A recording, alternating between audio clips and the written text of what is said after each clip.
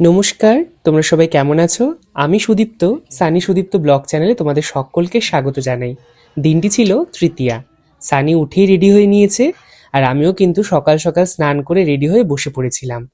কিসের জন্য বসেছি আশা করি তোমরা বুঝতেই পারছো। আর এবছর আমাকে প্রথমবার ভাইফোঁটা দিচ্ছে গায়ত্রী। কিছু কিছু সম্পর্ক জানো তো, রক্তের সম্পর্কর চেয়েও মধুর হয়।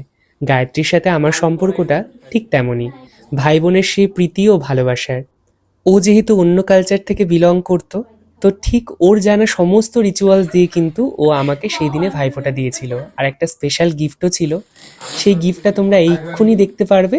এই দেখো, ও কিন্তু জানতো আমার পুরনো হেলমেটটা আমি কোনোদিনও চেঞ্জ করব না, তার জন্য আমার জন্য এত সুন্দর একটা নতুন হেলমেট দিয়ে দিচ্ছে। আমার কিন্তু ভীষণ ভালো লেগেছে ওর এই গিফটটি পেয়ে।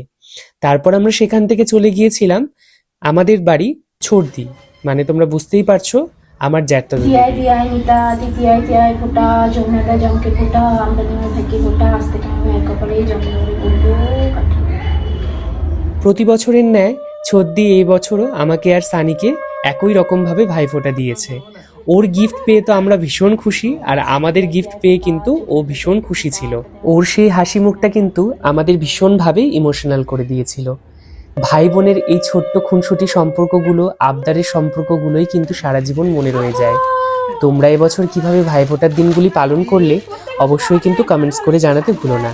আর আমাদের ভিডিওগুলো তোমাদের কেমন লাগছে অবশ্যই জানিও। আর যদি ভালো লেগে থাকে তাহলে সাপোর্ট করো। তোমাদের সাথে দেখা হচ্ছে নতুন ভিডিওতে। ততক্ষণ পর্যন্ত সবাই ভালো থেকো, সুস্থ থেকো, সাবধানে থেকো।